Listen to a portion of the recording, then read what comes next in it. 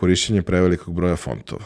Odnosno, ta potreba da svaki font koji ste našli i koji vam je bio simpatičan iskoristite. I nije da baš nikad to nema smisla iskoristiti neki veći broj fontova, ali u velikom procentu slučajeva sve više od 2 fonta je previše.